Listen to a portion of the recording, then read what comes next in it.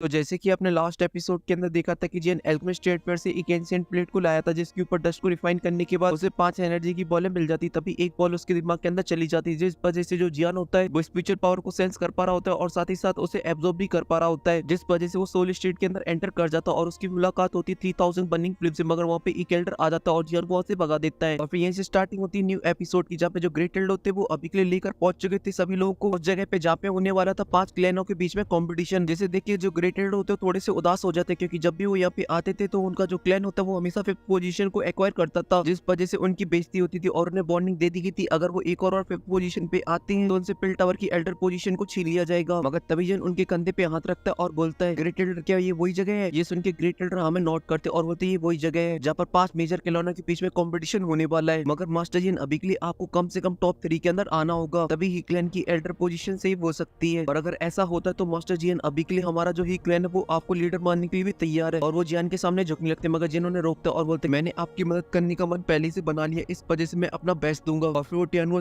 को नोट करता और फिर उन लोगों से बोलता कि चलो यहाँ से चलते हैं। ये सुन के ग्रेट एल्डर और सिलेन उसके पीछे जाने लगते और फिर अनाउंसमेंट हॉल के अंदर की जाती है कि ही फैमिली आ चुकी है। तो सभी लोग गेट की तरफ देखते जहाँ पे जो ग्रेट एल्डर होते वो लीड कर रहे होते जियान और सिलेन को। तभी ग्रेट एल्डर जियान को बताते हैं और आज जो हमारे सामने जो कंपटीशन होने वाला उसमें 4 क्लैन है, जिनमें से एक क्लैन है गाओ clan, Dan clan, by clan और चीव क्लैन। और ये व्हाइट ड्रेस वाले लोग है वो डैन क्लैन से और इनका जो क्लैन है वो बहुत ही हाइड है, मगर इनका जो एल्केमिस्ट टैलेंट है वो बहुत ही हाई है और शायद इस कंपटीशन के अंदर डैन क्लैन से डेंसवन भाग लेगा जो कि उनकी क्लैन का one of the best alchemist है। मगर तभी जैन की नजर पड़ती है लड़की के ऊपर और उसे पुराना फ्लैशबैक याद आ जाता और बोलता है ये तो वही है, मगर इसकी जो बॉडी वो बहुत ही अजीब है। तभी जो लड़की होती है वो भी जियान को देखती मगर वो अपनी नजरों को फेर लेती है और इन पे ग्रेट एल्डर बताना कंटिन्यू रखते और बोलते कि बाई क्लैन से बाइंग आएगा जो कि उनकी यंग जनरेशन का सबसे बेस्ट एल्केमिस्ट है। और साथ ही बाई क्लैन और ई क्लैन के बीच में काफी लंबे टाइम से लड़ाई चल रही है, इस वजह से ये लोग कभी भी नहीं चाहेंगे कि हमें किसी भी कीमत पे एल्डर पोजीशन मिले। और इन पे च्यू क्लैन की तरफ से अभी के लिए च्यूजी आया है जो कि आपके सामने इतना खास तो नहीं है मगर फिर भी महत्वपूर्ण है। और साथ ही जब च्यू क्लैन उनको देखता था वो पहला इकलौता क्लैन होता है जो उनको इज्जत देता है। तभी ग्रेट एल्डर बोलते जो काओ क्लैन है उसकी बात करें, तभी अनाउंसमेंट की जाती है काओ क्लैन भी आ चुका है। ये सुनकर सभी लोग गेट की तरफ देखने लगते हैं जहाँ पर हमें दिखाई जाती है ब्लैक एंड ब्लू के कलर की ड्रेस पहनी हुई एक लड़की जिसका जो फिगर होता है एकदम पटोला। वहाँ पे देखते सभी का मन डोला, मतलब वहाँ पे जितने भी लोग आए होते सभी लोग उसी डायरेक्शन की तरफ देखने लगते। तभी ग्रेट एल्डर बोलती है ये है काओ क्लैन के 3 जीनियस और उनमें से जो सबसे आगे है वो है ब्यूटी प्लस एल्केमिस्ट काओयिंग। और जैसा कि आपने उस दिन एक्शन लिया था और आपने काओडेंग को हरा दिया था तो इसका मतलब ये तो साफ है कि इस कंपटीशन के अंदर काओडेंग भाग नहीं लेगा बल्कि वो लेगा काओशू। तभी काओडेंग की नजर जियान के ऊपर पड़ जाती, इस वजह से गुस्से से बोलता हरामी ये कुत्ता, इसी की वजह से जो मेरी ही क्लैन के साथ एंगेजमेंट थी वो टूट गई। मगर मैंने ये बात की बिल्कुल भी उम्मीद नहीं की थी हरामी एक टियर 7 का मिड लेवल का एल्केमिस्ट होगा। ये सुनने के जो काओयिंग होती है वो जियान की तरफ देखती है और एक स्माइल मार देती और वहां से आगे चली जाती है क्योंकि वो एल्केमिस्ट प्लस ब्यूटी है, इस वजह से घमंड भी उसके अंदर कूट कूट के भरा हुआ है। वहीं पे जो काओडेंग होता है वो अपनी अलग ही दुनिया में घूम रहा था, मगर जो काओसू होता है वो जियान के पास रुक जाता है और बोलता है कि तुम जियान हो ना, क्योंकि काओडेंग ने तुम्हारे बारे में काफी कुछ बताया है मगर आप बिल्कुल भी बुरे नहीं है और मैं आपसे उम्मीद करता हूँ शायद आप उसकी हरकतों से परेशान नहीं होंगे और आप आगे चल के कोई ऐसा वैसा कोई कदम नहीं उठाएंगे। ये सुनने के जियान उसे अच्छे से थैंक यू बोलता, तभी वहाँ पे एक एल्डर आ जाते हैं जो कि इस टेस्ट को लेने वाले। तभी वो बोलते हैं तो जैसा कि अभी के लिए आप सभी लोग आ चुके तो टेस्ट को स्टार्ट करते हैं। तो सबसे पहले अपने अपने क्लैन को जो रिप्रेजेंट कर रहा है इस कंपटीशन के लिए वो सभी लोग आगे आ जाएं। ये सुनने के वो पांचों आगे चले जाते हैं। फिर जो सिलेन होती है वो अपने मन में बोलती है जियान भाई जाओ और जाके झंडे गाड़ दो। और इन पे ग्रेट एल्डर बोलते कि अभी के लिए पूरा ही क्लैन तुम्हारे ऊपर डिपेंड है जियान। और इन पे जो पांचों होते सबसे पहले एल्डर को ग्रीट करते हैं। ये सुन के एल्डर शेंग हमें नोट करते और आसमान में फ्लोट करने लगते और बोलते कि अभी के लिए जो कंपटीशन होने वाला है उसे 3 भागों के अंदर डिवाइड किया गया है और फर्स्ट टेस्ट है सोल टेस्टिंग। ये बोलती है जो अरीना होती है गोल गोल रानी खेलने लगती है और उसके नीचे से निकलता है एक पिलर। अभी एल्डर शेंग बताते कि इसके ऊपर जो स्टोन लगा वो तुम्हारी सोल पावर को काउंट करेगा, मगर उसके लिए तुम्हें अभी के लिए अपनी सोल पावर को उसके अंदर थोड़ा सा डालना पड़ेगा और अगर तुम्हारी सोल वैल्यू अभी के लिए 4 आती है तो तुम इस टेस्ट को पास कर जाओगे। और साथ ही अभी के लिए जो सबसे हाईएस्ट रिकॉर्ड है वो काओइंग का है जो कि थी सोल वैल्यू 9 स्ट्रॉन्ग और अभी तक ऐसा कोई भी नहीं हुआ जो कि अभी के लिए उस रिकॉर्ड को तोड़ पाए। मगर फिलहाल के लिए इस कंपटीशन को स्टार्ट करते, मगर मुझे अभी के लिए ये नहीं पता कि आप में से पहला कौन है। ये सुनते चूजी सबसे पहले आगे आ जाता है और मस्त टुमकते टुमकते उस पिलर के पास पहुंच जाता है और अपनी सोल पावर को बाहर निकालता है और पिलर में लगी हुई क्रिस्टल में मार देता है अपने हाथ, जिस वजह से वहाँ पे जो पॉइंट होते हैं वो चमकने लगते हैं। जो 6 होता है वो तो बहुत ही आसानी से चमक जाता है, मगर जो 7 होता है वो भी आखिर में चमक ही जाता है। ये देखिए जो चूजी होता है वो काफी ज्यादा खुश हो जाता है और उसके जो साथी होते हैं वो भी काफी ज्यादा खुश हो जाती है। मगर तभी बाइंग के चेहरे पे एक स्माइल आ जाती है और वो एक जंप मारता है और सीधा उस प्लेयर के पास पहुंच जाता है और अपने हाथ को उस पर टच कर देता है और अपनी स्पिरिचुअल पावर को रिलीज कर देता है, जिस वजह से जो छोटे क्रिस्टल होते हैं वो चमकना स्टार्ट कर देते हैं और 8 पे जाके रुक जाते हैं। ये देखिए जो बाइक लाइन के लोग होते हैं एकदम से पागल हो जाते हैं क्योंकि इतनी स्ट्रॉन्ग सोल पावर एक टीयर 7 के एल्केमिस्ट के लिए बहुत ही ज्यादा अच्छी मानी जाती है। तभी जो काई होता है वो अपनी आंखों को खोलता और सीधा शूट हो जाता उस पिलर की तरफ और अपना हाथ उस पर मार देता और उसकी जो स्पिरिचुअल पावर होती है वो काफी ज्यादा होती है, जिस वजह से वो स्टोन बहुत ही फास्ट फास्ट तरीके से चमकती है और जाकर सीधा 9 पे रुकती है। ये देखते जो काउडेंग होता है वो खुश हो जाता है और बोलता है माय गॉड, काउशू की जो वैल्यू है वो तो 8 हाई है। और फिर उसके बाद 4th नंबर पे जाता है डेंस वन, जो कि बहुत ही प्यार मोहब्बत से जा रहा होता है आगे और बहुत ही प्यार से उसके ऊपर अपने हाथ को रख देता है और अपनी स्पिरिचुअल पावर को रिलीज कर देता है, जिस वजह से जो क्रिस्टल होते हैं बहुत ही फास्ट तरीके से चमकना स्टार्ट हो जाते हैं और वहाँ पे जितने भी क्रिस्टल होते हैं वो सभी के सभी चमक उठते हैं। ये देखते हैं सभी लोग आपस में बातें करने लगते हैं और बोलते हैं इनकी सोल वैल्यू तो 9 रैंक पर पहुंच चुकी है। सच में ये डैन क्लैन के आने वाले फ्यूचर के लीडर है। इसी वजह से अभी के लिए यहाँ पे जितने भी लोग खड़े हुए उनका कोई भी कंपेरिजन नहीं बनता इनसे। तभी काइंग बोलते कि हमारे ग्रुप में जो डेंस वन है वो काफी कमाल का है। और फिर लास्ट में जाने लगता है हमारा हीरो वन एंड ओनली टर्की जियान, जिस वजह से सभी लोग उसे देख रहे होते। तभी बाइंग बोलता है अभी के लिए मैं देखना चाहता हूँ ये आखिर कैसे हीक्लैन को बचाता है। और साथ ही जो ग्रेट लीडर और सिलेन होते हैं वो भी अभी के लिए एकदम फुल एक्साइटेड हो गए होते हैं और पे जियान पहुंच चुका था उस पिलर के पास और अपना हाथ उसके सर के ऊपर रखता और बोलता कि अच्छा सोल पावर चेक करेगा। ये बोलते हैं यार अपनी स्पिरिचुअल पावर को रिलीज कर देता है। ये देखकर एल्डर बोलते वो